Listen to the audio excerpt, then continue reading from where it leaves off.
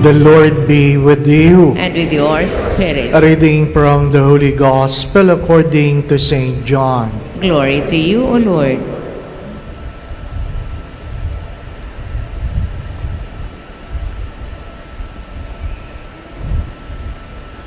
John was standing with two of his disciples. As he watched Jesus walk by, he said, "Behold the Lamb of God." The two disciples heard what he said and followed Jesus. Jesus turned and saw them following him and said to them, "What are you looking for?" They said to him, "Rabbi," which translated means teacher, "where are you staying?" He said to them, "Come and you will see." So they went and saw where Jesus was staying, and they stayed with him that day. It was about 4 in the afternoon. Andrew, the brother of Simon Peter, was one of the two who heard John and followed Jesus. He first found his own brother Simon and told him, "We have found the Messiah," which is translated Christ. Then he brought him to Jesus. Jesus looked at him and said, "You are Simon, the son of John. You will be called Cephas," which is translated Peter.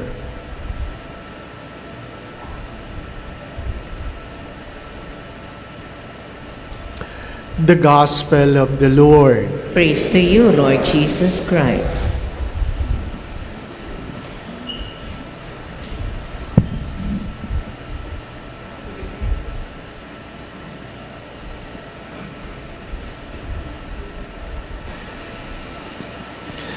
If you are attending prayer meetings, perhaps you have heard the word or the acronym ACTS. ACTS. When you pray, you do an ACTS. ACTS. Your prayer must start with adoration.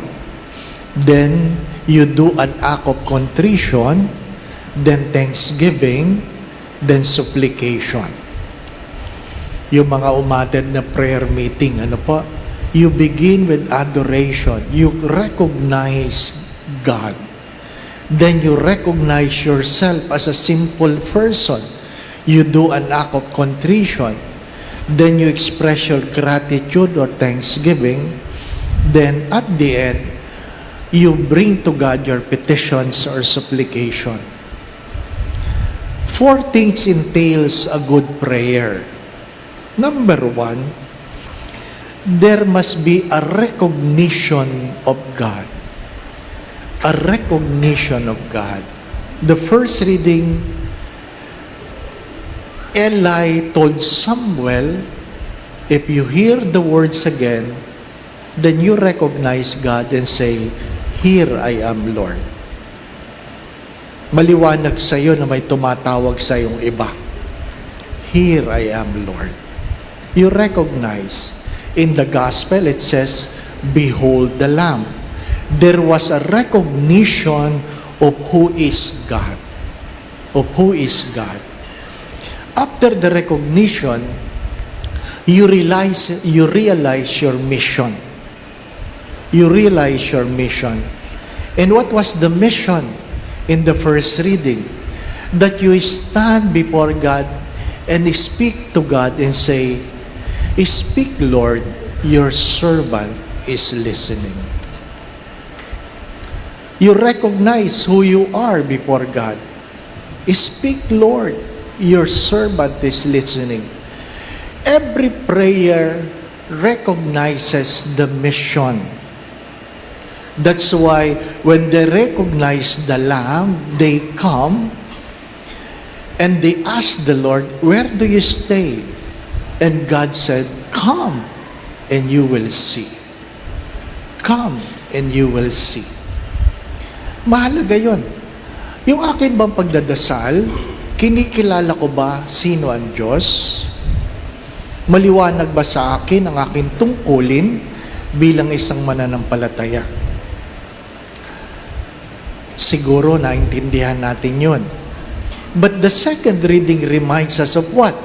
A greater awareness of who you are. The first one is you recognize God, your mission. The third one is you recognize who you are.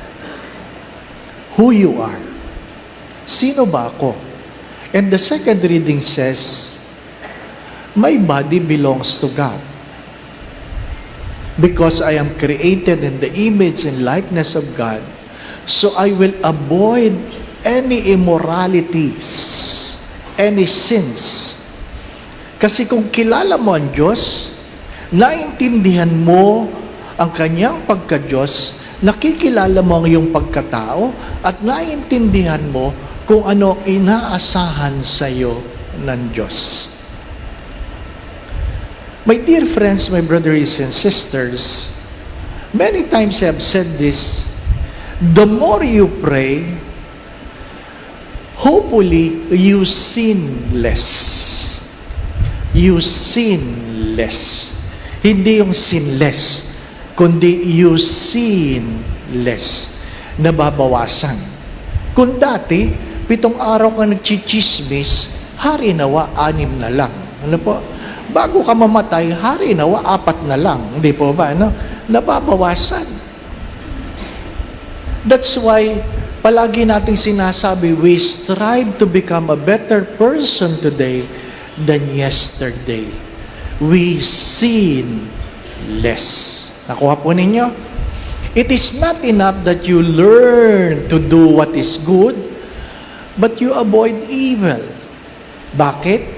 You recognize who you are. And the fourth essence and perhaps important part of prayer is the supplication where you ask the Lord for the grace for what you need. For what you need. Bakit mahalaga ito? Bakit mahalaga ito? Para pag kayo'y nagdadasal, alam nyo ang inyong tungkulin. Alam nyo ang inyong proseso. Na ano? Kinikilala mo muna ang Diyos. Sino ba ang Diyos? Ilan sa atin, pag pumapasok sa simbahan, nagje-geneflect pa? Hello? Ilan sa atin na pumapasok sa simbahan, nagje-geneflect pa? Hindi na. Di po ba? Ilan sa atin na pumapasok sa simbahan, habang naghihintay ng misa, nananahimik at nagdadasal at nagsasabing, "Speak, Lord, your servant is listening." Hindi na, no? Takot na takot tayo sa katahimikan. Inaamin ko sa inyo, naiinis ako pag nag-aantay ko ng kasal kasi ang loob ng simbahan nagmumukhang palengke. Ang ingay. Hindi na tayo marunong tumahimik. Takot tayong tumahimik. Bakit? Baka may marinig tayong iba. Di po ba? Takot tayong tumahimik. Kasi natatakot tayong baka may madinig tayong iba. Namimili lang tayo na pakikinggan. Before you bring your supplication in the presence of God, you must recognize the glory of God. Para mas maintindihan mo, ganito yan. First time tayong nagkita, tinitingnan mo, di ba? Yung kausap mo, tinatansya mo, ano ba ito? Tunay ba ito o hindi? Mas mataas ba ako o hindi? Di ba? Ganun naman tayo eh. Tinitingnan mo muna ang itsura. Mukha ba itong mabait? Kaya nga pagka minsan, kung hindi man madalas, nagsimba tayo na hindi mo man lang tiningnan ang iyong katabi. Bakit? Takot ka eh. Takot ka.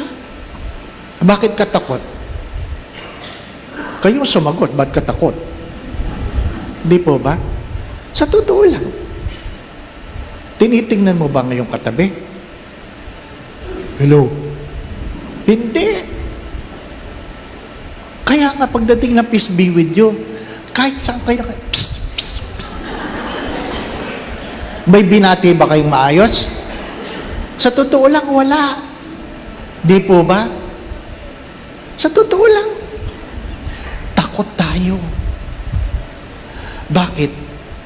Takot tayong merong malalaman sa atin ng ibang tao. Sa totoo lang, hindi po ba? Sagutin niyo ako. Nakilala niyo ba ang inyong katabi? Wala. Bahala ka sa buhay mo. Hindi po ba, ano? Wala. Yan ang problema ng simbahan ngayon. Ang problema ng simbahan, kanya-kanyang dasal. Di po ba? Kanya-kanyang dasal. Feeling natin, makakapasok tayo sa pinto ng langit nang walang pakialam sa ating kapwa. Think about it. Sa mga pamilya, tinitingnan ko minsan, dito kitang-kita ko kayo eh. Kitang-kita ko sinong pamilya eh. Hindi po ba, ano? Talaga bang pagka minsan, yung mag-asawa, pagdating ng peace be with you, palang may gera pa eh. Hindi bumabati sa asawa ng maayos. Di ba? Sabi ng nanay sa anak, yari ka. Di po ba, ano? Mga minamahal na mga kapatid, we have failed to recognize. Now, why I'm saying this? Because it is not good to come before God with your supplication without knowing who is God before you. Ano ibig ko sabihin? First time nyo lang nakita ni Lord. Tama ba yung first time lang nagkita, ang sabi mo kagad, pwede mangutang? Hello?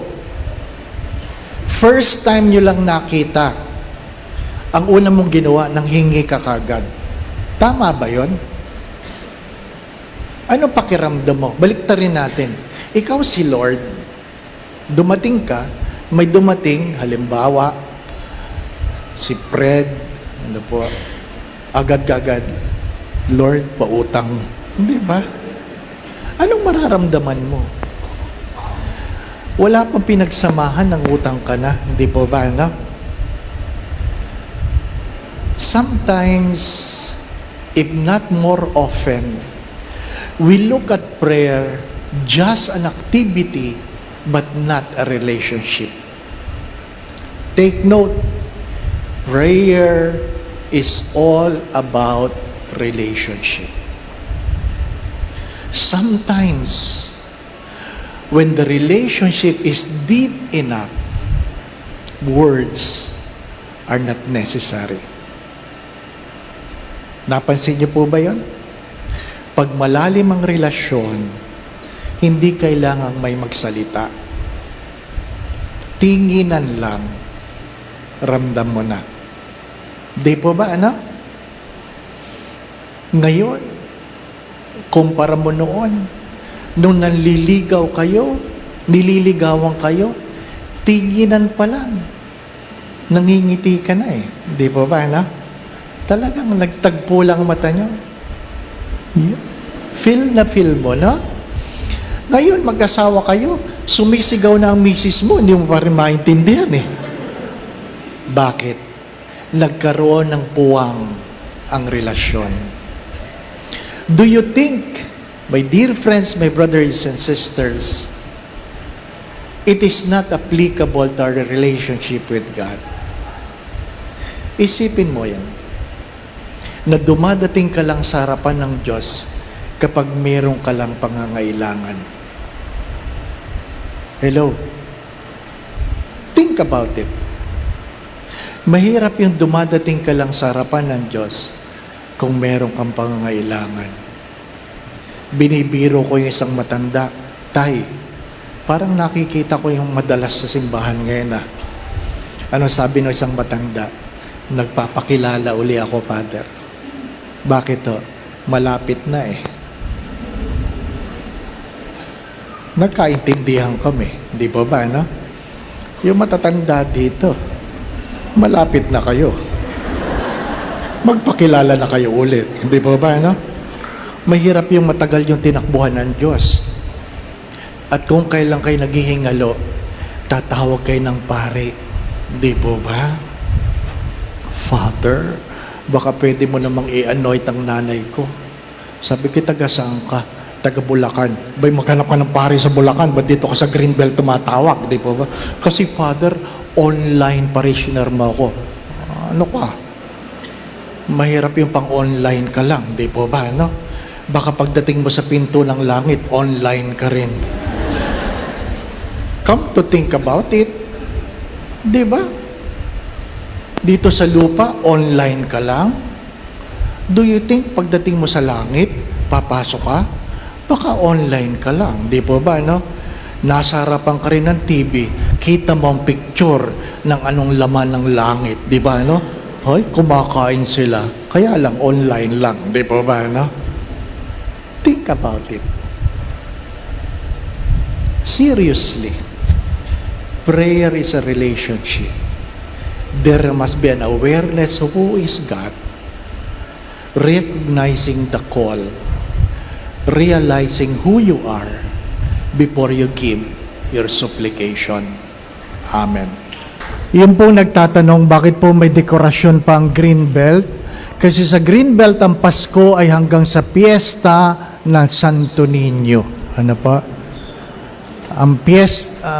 Ang Christmas ay hanggang sa piyesta ng Santo Niño. Ikalawa, kung kayo po ay regular na nagsisimba ng 4:30, baka naman pwede kayo mag-lay minister.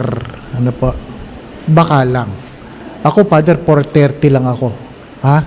O sige. Ha? Punta kayo sa office, sabi nyo, gusto ko maging lay minister ng 4:30 lang. Ano po? Pwede yon. Ano po? Pwede po yon. Ano po? Lalong-lalo na yung mga matatanda, magpakilala na kayo muli sa Diyos. Ano po? Ha? Mag-lay minister kayo. Ano po? Hindi lang naman matanda. Ano po? Kasi pag mahaba ang kanta sa communion, ibig sabihin kulang ang lay ministers. Ano po? So baka tinatawag kayo ng Diyos na mag-lay minister. Ano po? Kahit yun lang oras ng inyong simba. Going back to what I've said, please listen. Many people would send their messages, and upon reading them, some of them I would ask the question, nag-uusap ba kayo? Nag-uusap ba kayo? My brothers and sisters, if you talk more and less with your cell phone, you will have less problems. I'm serious. If you talk more with each other and less with your cell phone, you will have less problems. Second, if you pray more, I assure you, you will have less problem. When I say you pray, you recognize the presence of God, being aware of His calling, reminding yourself of who you are, and because of that, you can be confident to bring to God your prayers and petitions. The Lord be with you. And with your spirit. And may Almighty God bless you and your family, the Father, the Son, and the Holy Spirit. Amen. We go in peace to love and serve the Lord. Thanks be to God.